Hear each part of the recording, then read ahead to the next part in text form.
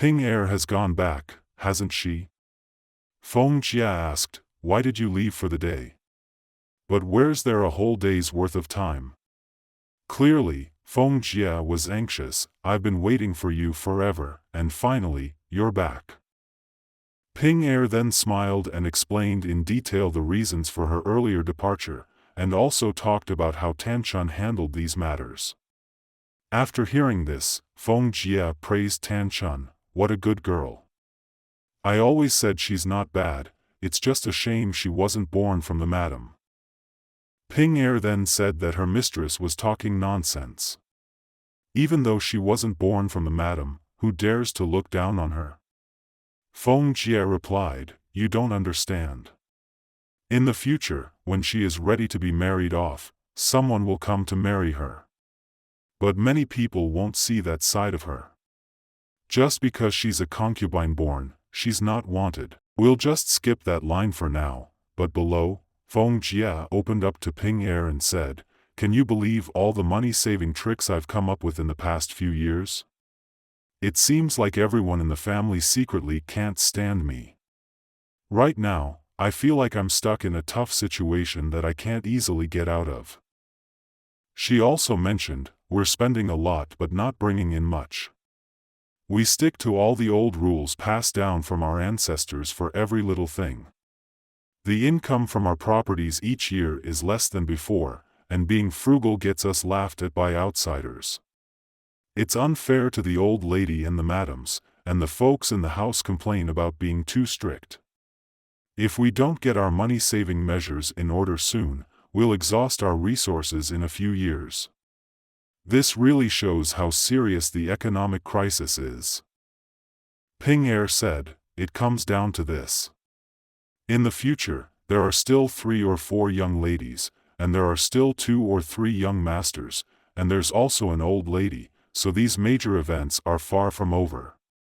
What does 3 or 4 young ladies mean? Are they going to get married? What does 2 or 3 young masters mean? Are they going to get hitched? What does there's also an old lady mean? There will be a funeral for the old lady sometime. None of these major events have happened yet. Feng Jie said, I am also considering this. Let's make a budget at this point, and then she started to calculate the expenses. How did she calculate this? For Baoyu and Sister Lin, this one wedding can be managed without using the household's money, as the old lady can use her personal funds. This makes sense.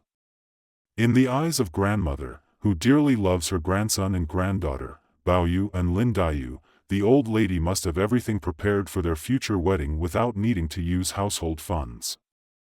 The second miss is in the Lord Jia household. Who is the second miss? She is Ying Chun.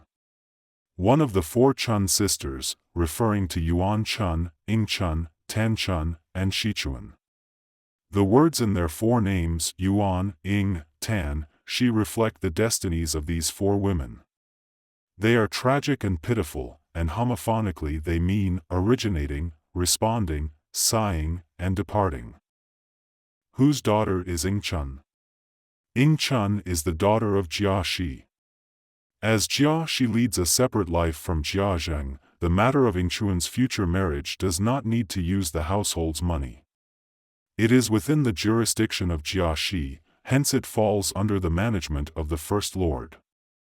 Because Jia Shi is Jia Zheng's elder brother, he is known as the First Lord. And so, Jia Zheng is the Second Lord. There are still 3 or 4 left, and each one would cost around 10,000 taels. Can you believe it? It really shows how loaded the Jia family is. So, how much does it cost to marry off a daughter? 10,000 taels, that's the ticket. Now, let's wrap our heads around this. Remember when Zhen Shirin helped Jia Yuzuan change his destiny? Guess how much he forked over? Just 50 measly taels. Yeah, that's all it took to change Jia Yuzuan's fate.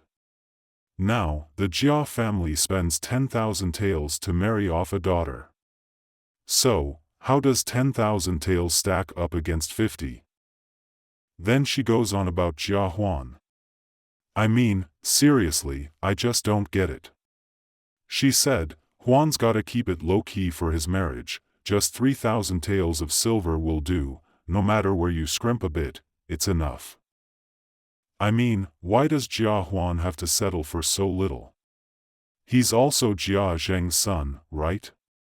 And he's born by Zhao Yining, right? And he's Jia Baoyu's brother, right? I mean, he's from the same father but a different mother. Just because he's from a concubine, 3,000 taels is enough? I just don't get it. Okay, so let's talk about the old lady. It's like, when it comes to the old lady stuff, everything's all set. She must have squared away all her future plans. Even if we have to spend a bit of cash, we shouldn't need more than 3,000 to 5,000 taels. If we pinch our pennies, we'll make it. But I'm worried something unexpected might pop up. I mean, unexpected stuff happens all the time, right? That's the real worry. And when it comes to regular things like weddings and marrying off daughters, and even the old lady's matters, we've got money set aside for all that. But you know how it goes, there's always some other thing that pops up, it's bound to happen. Then Xifeng was like, let's not stress about the future right now. Finish your meal and listen to what Tanchun to say. This might be my chance. Xifeng is very sensitive. She knew that when Tanchun asked Ping Er to go discuss something with her after finishing her meal, it was definitely not a minor matter, which was good news for Xifeng. She said, I was just worried that I wouldn't have anyone to rely on. Although we have Baoyu, he's not one of us here, and even if we could control him, he wouldn't be of any use. Then there's First Mistress. In a word, she's not reliable. Second sister is even less reliable, and she's not even one of us in this household. Fourth sister is just a child. It's too early for Sichuan, and as for Lan, she's even younger. As for Huan, he's just a little scoundrel. Let him go find a warm fireplace and a cozy bed to curl up in. These two people, far apart as heaven and earth, run through my mind, and I just can't accept it. It is evident that Xifeng sees Zhao Yinyang as what? A thorn in her side, which also translates to her disdain for Jia Huan. Then, she began discussing Lin Dayu and Bao Chai, then there are Lin and Baoyu. They are impressive. What does impressive mean? They are both extremely intelligent and capable, worthy of admiration. Then there are Lin and Bao. They are both impressive. They're both relatives and are difficult to manage in our house's affairs. Moreover, one is like a fragile beauty, easily upset, and the other is decisive, not saying anything unless necessary. When asked, she shakes her head with feigned ignorance. It's hard to ask them for anything practical. All that's left is third sister, a good person who is also fond of by Lady Wang. Even though they are not her own children, she quite likes Tanchun, although she appears indifferent, it's only because of the trouble caused by Zhao Yinyang. Inside, she's just like Baoyu. Now that she has this idea, it's just right for us to work together. We can support each other, and I won't be left isolated. Rationally speaking, morally and ethically speaking, with her help, we can ease our minds, and it will also be helpful for Lady Wang. If we think selfishly, I would be too selfish. Let me tell you, she confesses to Ping Er, she's always been so calculating, it's about time I took a step back and thought things over. If I keep pushing too hard, people will start hating me. They're all smiles to your face, but watch out for the knife behind their backs.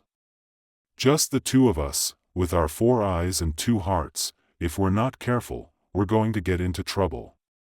We need to take advantage of this critical moment. When she finally makes her move, everyone's attention will shift from us to Tanchun for a bit. And there's one more thing. I know you're pretty sharp, but I worry you might still have some misgivings. I'm telling you, even though she's a young lady, she's really perceptive. She just speaks cautiously. Ah, Tanchun always speaks cautiously, and Xifeng knows she's perceptive, and she's even more educated than I am. So what does Tanchun have that Xifeng doesn't? Knowledge. So she must be more formidable than me. Now, like the saying goes, to catch a thief, you have to catch the ringleader first.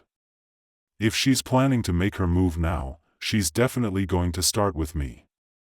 Xifeng understands this very clearly. She needs Tanchun's help to get out of this mess, at least to shift the attention away. And since she needs her help to get out of this crisis, Xifeng knows that she will start by targeting herself. If she goes after me, then you must not argue with her. If she wants to confront me about something, you must not defend me. The more respectful you are, the better it is, even if she's arguing against me. Under no circumstances should you think about saving face for me and confront her. That would not be good. She even gives more instructions to Ping Er. Yeah, that's it, capture the ringleader first. When you grab power to make changes, right? So, for such a big overhaul, who's gonna be in the firing line? It's gonna be the big shot, right? Yep, it's gonna be taking on Xifeng, and she knows it. I've been mulling over this. When Dada took charge, 2013, he started a crackdown on corruption, and we all got behind it, right? The whole country cheered. But I couldn't help but wonder, what's next? Capture the ringleader first. But as of now, the big boss hasn't been captured, right? Everyone knows who the big boss is, but it's not polite to spell it out.